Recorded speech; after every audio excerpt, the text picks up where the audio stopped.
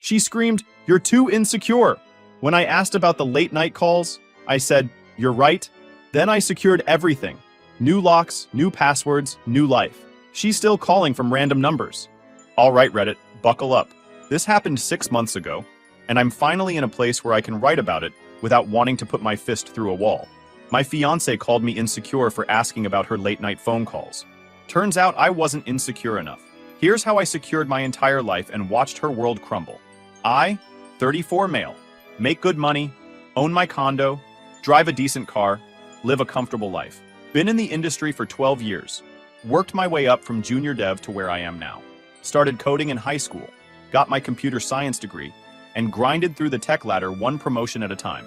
I'm not rich, but I'm doing well enough that I don't worry about bills. Met Rachel, 31 female, 4 years ago at a friend's wedding. She was a bridesmaid, I was a groomsman, and we hit it off immediately. She worked in pharmaceutical sales, charismatic, ambitious, always closing deals. The kind of woman who could walk into a room and own it within minutes. She had this energy that just drew people in, myself included. Our first 2 years were solid. We moved in together after 18 months, got engaged 6 months after that. Wedding was planned for this past spring, had the venue booked, deposits paid, invitations designed, picked out a beautiful spot overlooking the water, her dream location. I thought we were building something real. Rachel made decent money herself, around $85,000 with bonuses, but I was clearing $160,000, so I covered more of our shared expenses. Not because she couldn't contribute, but because it made sense given the income gap. She paid about 35% of our monthly costs, I covered the rest.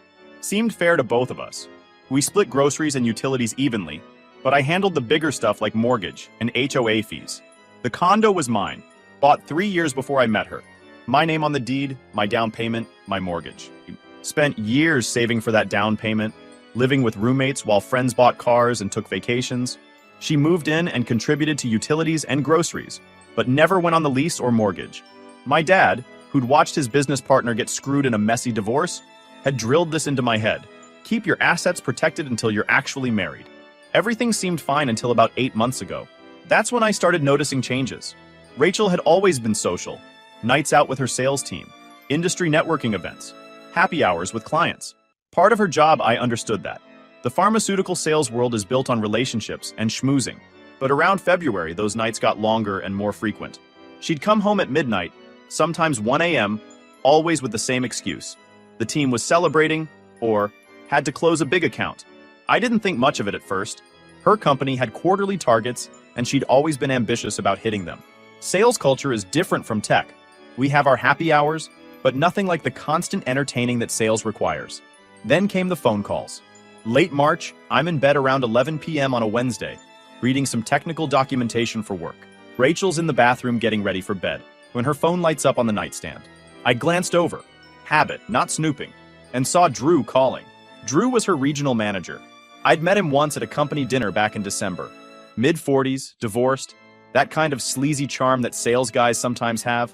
Wore expensive suits, drove a Porsche, talked loudly about his numbers. Rachel had mentioned he was demanding and intense about hitting targets. The kind of boss who expected you to be available 24/7. The call rang out. 2 minutes later, another call from Drew. Then a text that I could see the preview of, "Need to discuss tomorrow's presentation," at 11 p.m. on a Wednesday. Rachel came out of the bathroom, saw her phone, and immediately grabbed it. Stepped back into the bathroom to call him back. Was in there for 20 minutes. When she came out, I asked casually, "Everything okay with work?" Just Drew being Drew, micromanaging as usual. At 11 p.m., she shrugged. He's on East Coast time. Forgets we're 3 hours behind. Made sense, I guess. Except Drew lived in Seattle. I'd met him at that dinner. Remember him complaining about Seattle traffic and how he'd just bought a house in Bellevue, but I let it go. Didn't want to be that guy who questions everything. Over the next few weeks, the late calls continued. Always Drew, always after 10 p.m., always with Rachel taking them in another room. The bedroom, the bathroom, once even outside on our balcony in the rain.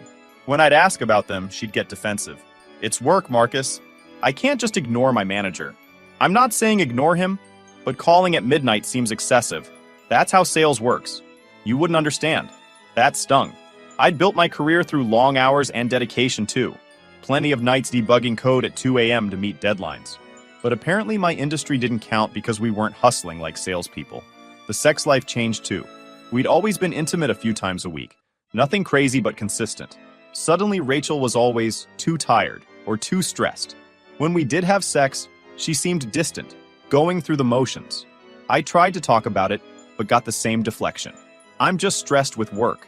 I also noticed she started dressing differently. Always dressed professionally for work, but now it was designer dresses instead of the business casual she used to wear. New lingerie that I never got to see on her. She'd shower immediately when she got home from work. Every single time, even if she'd just been at the office all day. The breakthrough came in early May. We were having dinner. I'd cooked chicken and vegetables as usual, since Rachel was too tired from work most nights, when her phone rang. Drew again. She grabbed it and headed for the bedroom. I wasn't trying to eavesdrop, but our condo isn't that big. I heard her laugh, not her work laugh, but the genuine one she used to use with me. That laugh that first attracted me to her at the wedding. Heard her say, "I can't wait either," before the bedroom door fully closed. When she came back 20 minutes later, I asked directly, "What's going on with you and Drew?" That's when she exploded. "Oh my God, Marcus! What is wrong with you? Why are you so insecure? He's my manager. We talk about work. Not everyone is sitting around doing nothing after 5 p.m. like you tech people. Some of us actually have to hustle to make our numbers." The accusation hit hard. I'm insecure? For asking about midnight phone calls with her male boss? For noticing my fiancé had become a stranger? I'm not insecure, Rachel. I'm asking a reasonable question about why your manager calls you at all hours. Reasonable? Reasonable? You're obsessed. You check my phone. You question where I am. You get weird when I mention any male colleague. This is why I don't tell you things. You turn everything into some jealous interrogation. Maybe if you weren't so boring and predictable, I wouldn't need to spend so much time working. I'd never checked her phone. Never questioned where she was until the late nights became constant. Never gotten weird about male colleagues. Half my team is women. I worked with plenty of female colleagues myself. But now I was gaslit into being the bad guy. The boring, predictable bad guy who couldn't understand the exciting world of pharmaceutical sales. You're right, I said calmly. I am insecure. She blinked, thrown by my sudden agreement. Her mouth was still open, ready to continue the tirade. You're absolutely right. I'm insecure about a lot of things. So I'm going to work on securing everything. She looked confused. What does that even mean? Exactly what I said. I finished dinner in silence while she scrolled through her phone, probably texting Drew about her paranoid fiancé. She ate maybe 3 bites before pushing her plate away and retreating to the bedroom. That night, after Rachel went to bed, I made a decision. I wasn't going to argue, wasn't going to plead for transparency, wasn't going to be the jealous boyfriend she was painting me as. I was going to be methodical. My best friend Kyle, a divorce attorney, had warned me years ago. The moment you suspect something's wrong, protect yourself first. Ask questions later. Emotions can wait until you're secure. I pulled up our cell phone account. Family plan under my name had been since Rachel moved in, and checked the detailed call logs. Rachel's number showed calls and texts with Drew starting back in January. Not just late night calls, but throughout the day. Hundreds of texts. Calls lasting 30 to 45 minutes. Some over an hour. Days where they'd exchanged 50+ messages. For comparison, Rachel and I texted maybe 10 times a day. Usually logistics. What do you want for dinner? Running late. Can you grab milk? I documented everything with screenshots, saved to a secure cloud drive Rachel didn't have access to. Created a folder, organized by date, backed up in 3 locations. Next morning, Saturday, I called Kyle. I need advice, I told him over coffee at his office. Pretty sure Rachel's cheating. Kyle's been my friend since college. We pledged the same fraternity, studied for exams together, stood up in each other's weddings, well, his wedding. Mine never happened. Guy's seen enough divorces to become cynical about relationships, but he's solid when you need him. Evidence? I showed him the phone logs on my laptop. He spent 10 minutes scrolling through, his expression getting more grim. He whistled low. That's not just a lot of communication. That's a relationship. You confronted her? She called me insecure and made me the villain for asking. Classic Darvo. Deny, attack, reverse victim and offender. He leaned back in his leather chair. Here's what you do.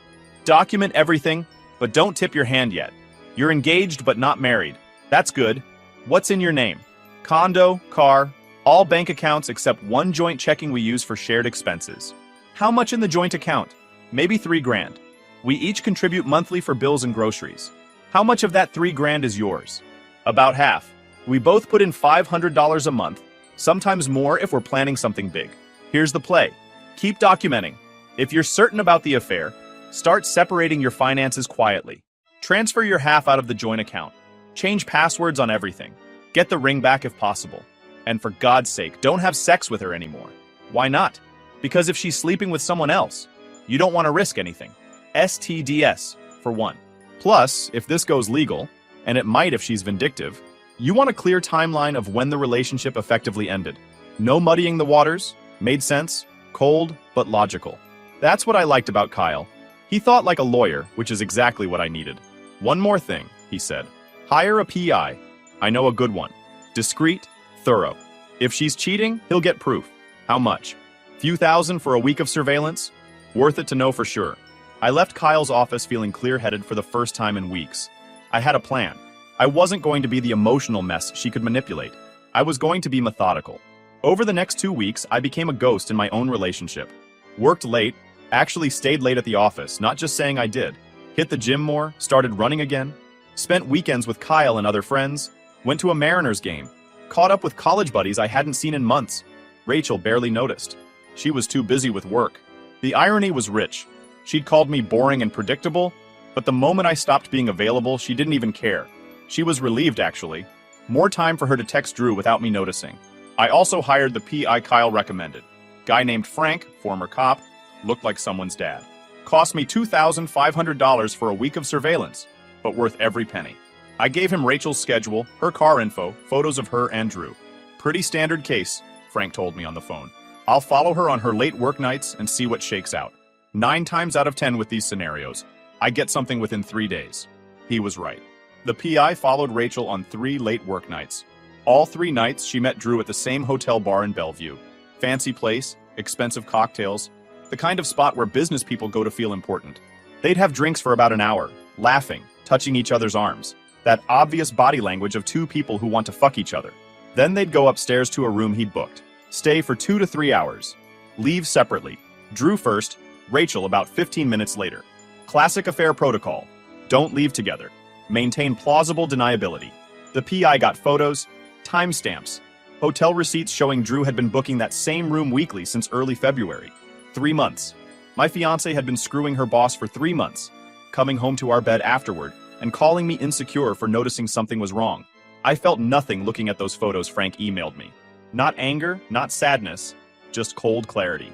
Like when you're debugging code and suddenly see exactly where the error is. The woman I'd planned to marry had been fucking her boss in a Bellevue hotel every week for 3 months and calling me insecure for noticing. The woman who'd worn my ring, planned a wedding with me, slept in my bed. Time to secure everything. First, finances. I went to our bank on my lunch break and transferred my half out of our joint checking account, $1,500. Left her contribution of $1,500 in there. Opened a new account at a completely different bank Rachel had no access to. Changed my direct deposit to the new account, called HR. Updated my beneficiary information from Rachel to my parents. Second, changed every password to every account I had. Email, streaming services, utilities, everything. The streaming services especially. We'd always shared Netflix and HBO passwords, not anymore. Used a password manager Rachel didn't know existed. Generated 20-character random passwords for everything. Third, the condo. Called the HOA management company and had them update their records to explicitly state Rachel was not on the lease or ownership. Gave them her photo and explicit instructions that she was not authorized to make any changes, request any repairs, or speak on behalf of the unit. Everything had to go through me. Fourth, told my family. Called my parents on a Sunday, drove to their place in Tacoma. Showed them the PI report. My mom cried. My dad said, "Glad you're handling this smart, son. Seen too many men get destroyed because they acted on emotion instead of logic." Fifth, contacted the jeweler where I'd bought the engagement ring 2 years ago. Explained the situation. They couldn't take it back. Used jewelry rarely has resale value, but confirmed I had documentation that I'd purchased it. In Washington state, engagement rings are conditional gifts. If the marriage doesn't happen, legally the ring comes back to the giver. The jeweler even gave me a letter confirming the purchase and value for potential court purposes. Sixth, moved half my stuff out of the condo over 3 days while Rachel was at work. Not enough that she'd notice immediately, but important things. Birth certificate, passport, important documents. Sentimental items from my parents and grandparents. My expensive headphones, my custom mechanical keyboard, my backup hard drives with all my code and projects. Stored it all at Kyle's garage. He helped me move it, asked 0 questions, just showed up with his truck. 7th, found a locksmith who could change my locks within 4 hours of me making the call. Had them on standby. Paid a rush fee to guarantee same-day service. 8th, wrote out a timeline of everything. Every late-night call, every work event, every time Rachel had gotten defensive or aggressive. Dates, times, her exact words when possible. Documented it all in a spreadsheet with links to screenshots. Created a whole dossier. All of this took 2 weeks. Rachel never noticed. She was too busy with Drew, too distracted by her double life. Some nights she'd come home and go straight to bed without even saying hello. Other nights she'd be weirdly affectionate, probably guilt manifesting. I stayed neutral, didn't engage either way. The final confirmation came on a Friday night in early June. Rachel said she had a team dinner and would be back late.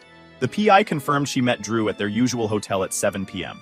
They didn't even bother with the bar that night, just went straight upstairs to the room. I called Kyle. It's go time. You sure about this? I'm done. Let's end this tonight. I'll be over in an hour. Kyle came over at 8 p.m. with pizza and beer, like we were just hanging out. We packed Rachel's remaining things. Clothes, toiletries, shoes, makeup, all of it. Her expensive designer bags, her shoe collection that took up half our closet. Took maybe 3 hours to get everything. Put it all in boxes, labeled them neatly, stacked them by the door. Called the locksmith at 10 p.m. Guy showed up at 10:30, changed both locks, deadbolt and knob, by 11 p.m. Gave me 3 sets of new keys. I paid him cash, tipped him extra for the late night service. Then I texted Rachel from my laptop using Google Voice, so it came from a different number. Your things are boxed and ready for pickup outside the apartment. Locks have been changed. We're done. Ring is on the counter inside, but since you can't get in anymore, I'll mail it to your parents' place. 3 dots appeared immediately. Then my phone exploded. 17 calls in 10 minutes, all from Rachel's number. I silenced my phone and let them go to voicemail. Kyle and I watched a movie while my phone vibrated itself across the coffee table. Then the text started rolling in. What the hell, Marcus? You can't just kick me out. This is my home too. I'm calling the police. You're insane. We need to talk about this. How dare you? After everything I've done for you, you're going to regret this. Kyle was sitting on my couch, eating pizza, watching me calmly ignore her meltdown with a beer in his hand. Feel good? He asked. Surprisingly, yes. Feels like closing a bug that's been annoying me for months. My phone kept blowing up. Rachel, her best friend Jenna, her mother, her sister, all demanding I be reasonable and let Rachel come home. Her mother left a voicemail calling me a cruel, heartless man for abandoning Rachel. I responded to exactly one text from her mother, Mrs. Patterson. Rachel chose to end this relationship when she started sleeping with her boss 3 months ago. Evidence is documented. She was never on the lease or mortgage. This is my home. Her belongings are outside the door as stated. Do not contact me again. Then I sent Mrs. Patterson 3 photos from the PI report, just enough to prove I wasn't lying. Her and Drew entering the hotel, timestamp visible, hotel room keycard in Drew's hand. Blocked all of them after that. Rachel, Jenna, her parents, her sister, her cousin who I'd met twice. Nuclear option. Around 11:30 p.m., I heard Rachel's voice in the hallway outside my condo. She was crying, yelling, demanding to be let in, pounding on the door. I looked through the peephole. Drew was with her, looking extremely uncomfortable in his expensive suit. Probably realized this situation was going to impact his life too. They gathered her boxes, took 3 trips, and left. I heard Drew say, I can't believe he did this. And Rachel responding, he's fucking insane. I didn't sleep that night. Not from regret or sadness, but from adrenaline. I'd just excised a cancer from my life, and the relief was overwhelming. Kyle stayed over, slept on my couch, just in case Rachel tried to come back or cause problems. Saturday morning, Kyle suggested I file a police report documenting the situation in case Rachel tried to claim I'd illegally evicted her or destroyed her property. We went to the station at 9 a.m. I explained the situation, showed them the lease proving she wasn't a legal tenant, showed the documentation that I'd packed her things and left them for her. The officer taking the report, older guy, probably seen this 1,000 times, was sympathetic. You'd be surprised how many guys get screwed because they don't protect themselves. Good on you for being smart about it. You did everything right. She has no legal leg to stand on. The next week was absolute chaos. Rachel called from different numbers. Her mom's, Jenna's, work phones, probably borrowed phones from colleagues. I blocked every single one as they came in. My blocked contacts list grew to 37 numbers. She showed up at my office twice. First time on Monday, building security escorted her out after I explained she was my ex-fiancé harassing me. Second time on Wednesday, she waited in the parking garage by my car. I saw her before I got close, called security before even approaching my car. They escorted her off property and told her she'd be trespassed if she returned. She tried to access our joint checking account. Her $1,500 was still there, and found I'd transferred mine out and closed my access. She called the bank demanding to know where our money went. Bank told her I'd only withdrawn my contributions, which was completely legal, and that I'd removed myself from the account entirely. It was now solely hers. She emailed my boss, found his contact on LinkedIn, claiming I was having a mental breakdown and needed help, and was making threats. My boss forwarded it to me with a note. "Is this your ex-fiancé? Want me to block her email and flag this for our legal team?" She posted on Facebook about finding out who people really are, and narcissists who abandon you when you need them most, and fake people who throw you away like trash. Her friends flooded the comments with support. Heart emojis. "You deserve better" comments. Angry face reacts. I stayed completely silent online. Didn't respond, didn't post, didn't acknowledge it existed. The wedding venue reached out asking about final payments due in 2 weeks. I forwarded them to Rachel. No wedding happening. Direct all inquiries to her. Remove my name from everything. Lost my $3,000 deposit, but that was cheap compared to marrying someone who'd been cheating for months. Rachel's mother called my mother. That conversation apparently went south quickly. My mom had seen the PI's photos. She told Rachel's mother, "Your daughter is a liar and a cheater. My son dodged a bullet. Don't call this number again." Then she blocked Mrs. Patterson's number. Through mutual friends, I started hearing Rachel's version of events. According to her, I'd become controlling and paranoid, had driven her to seek comfort elsewhere because I was emotionally absent, and had cruelly thrown her out with no warning or discussion like a heartless monster. No mention of Drew, no mention of 3 months of affair, no mention of the hotel rooms. Classic rewrite history. But here's what she didn't know. I'd sent the PI's full report. Photos, timestamps, hotel receipts, everything. To 3 people. Kyle, my parents, and one trusted mutual friend named Tom, who I knew would share the truth when people asked. Within 2 weeks, most of our mutual friends knew the real story. The ones who believed Rachel's version without asking for my side weren't really friends anyway. Tom later told me he'd shown the report to at least 10 people who'd asked.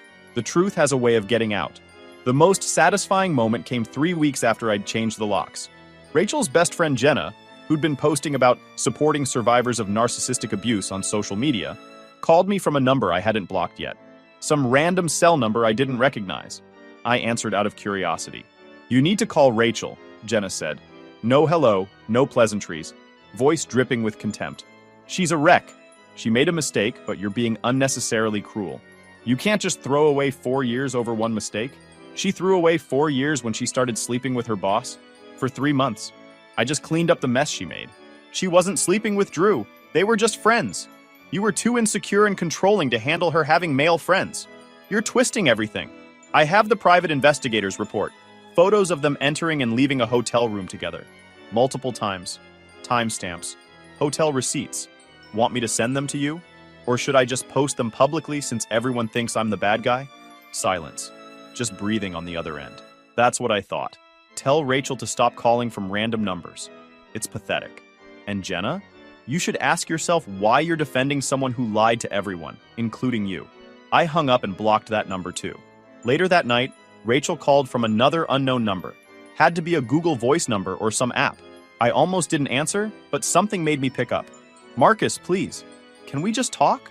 Like adults? Nothing to talk about. I know you have photos. Drew told me someone was following us. I know what it looks like, but it's not." "Rachel, I know exactly what it is. You slept with your boss for 3 months. In a hotel. Every week. While wearing my ring. It didn't mean anything. It was a mistake. I was stressed with work and he was just there and it happened. And I know it was wrong. But it's over now. And I want us to work on things and go to therapy and..." "Rachel, you cheated on me for 3 months. Gaslit me when I asked questions. Called me insecure for noticing. Made me feel crazy. There's no working on things. We're done. You can't just give up on us. On 4 years. People make mistakes. We can get through this if you just give me a chance to explain." You gave up on us when you started screwing Drew. I'm just finishing what you started. I'll change. I'll quit my job. I'll go to therapy. I'll do anything. I'll never talk to Drew again. I'll let you track my phone, whatever you want. Here's what you'll do. Stop calling me. Stop showing up at my work. Stop contacting my friends and family. Move on. I have.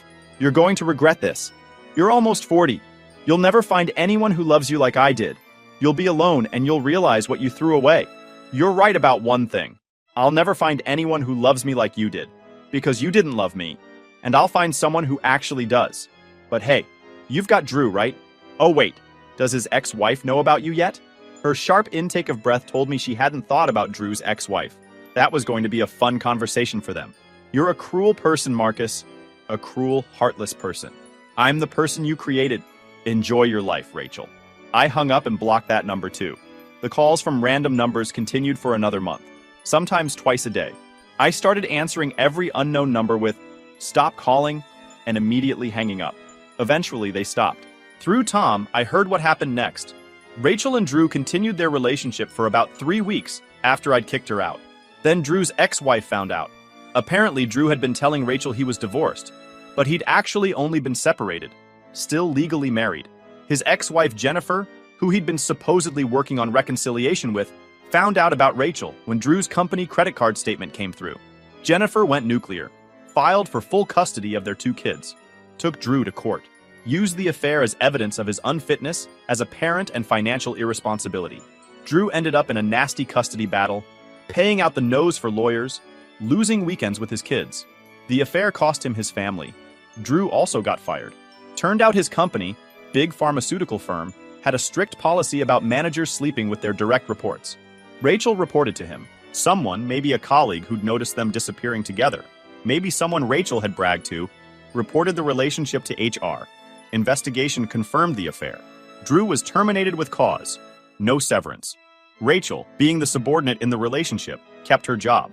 But her reputation in the company was destroyed. Became that woman who slept with her married boss. Other women on her team stopped talking to her. She stopped getting invited to team events. She ended up quitting 3 months later. Couldn't handle the whispers and judgment. Last I heard from Tom, Drew blamed Rachel for ruining his life, his custody arrangement, his career. Rachel blamed me for exposing them and being vindictive. Neither took responsibility for their own choices. They broke up about 2 months after I kicked Rachel out. Me? I'm great. Took myself on a solo trip to Japan in August. 2 weeks of temples, incredible food, and zero drama. Walked through Kyoto, climbed Mount Fuji, ate my weight in ramen. Came back refreshed and clear-headed. Realized how much mental space Rachel had been taking up. Started dating again in September. Nothing serious, just meeting people through apps and friends. Remembered what it's like to be treated with basic respect. Had a date actually show up on time and not check her phone constantly. Novel concept. My condo feels like mine again. Redecorated Rachel's side of the closet into an office space for my gaming PC. New furniture. New art on the walls. Made it a space I actually enjoy coming home to. Got a new couch that's actually comfortable instead of the decorative one Rachel insisted on. Work's been great. Got promoted to principal engineer in October. Raise came with it. Now clearing $195,000. Bought myself a new car to celebrate. Nothing crazy, but it's mine, and I earned it. I still see Rachel's mom sometimes at the Whole Foods near our neighborhood. She pretends not to see me. I return the favor. Perfectly civil avoidance. Kyle and I still laugh about Rachel's insecurity accusation. He had t-shirts made for my birthday. 2 insecure in big letters with a padlock graphic. I wear mine to the gym regularly. Got some confused looks until I started telling people the story. Now other divorced guys at my gym want their own shirts. My parents ask sometimes if I regret how I handled it. Would you have done anything differently, son? Honestly? Number. Maybe I could have been gentler, given her more warning. But she had 3 months to come clean. 3 months where she could have ended things honestly. Broken up with me before starting something with Drew. Instead, she chose to lie, manipulate, and attack me for noticing. I secured my life. Financially, emotionally, legally, and I'd do it the exact same way again. No regrets. Some people called me cold. My aunt said I should have fought for the relationship, gone to couples therapy, tried to work through it. Even some friends suggested I'd given up too easily and should at least hear her out. But here's what I learned. Some things aren't worth fighting for. Rachel made her choice every single time she texted Drew, every time she met him at that hotel, Every time she came home and lied to my face, I made mine. She was right. I was insecure. So I secured my home, my money, my peace of mind, and my future. Best decision I ever made. Last week, 9 months after I changed the locks, I got one final text from an unknown number. I miss you. I'm sorry for everything. Can we please talk? I've changed. I'm in therapy. Drew was a mistake. You were the one I really loved. Please give me another chance. I didn't block the number immediately. I didn't respond either. I just deleted it and went back to debugging code for my new project at work. She's probably still calling from random numbers. I've stopped checking unknown calls entirely. If it's important, they'll leave a voicemail. Rachel never does. Life's good. Secured everything that matters. Moving forward. Sometimes being insecure is the smartest thing you can do. YouTube just dropped this new hype feature. If you're hooked on this story, smash that hype button. It tells YouTube this video deserves to blow up, and it keeps even crazier stories coming your way.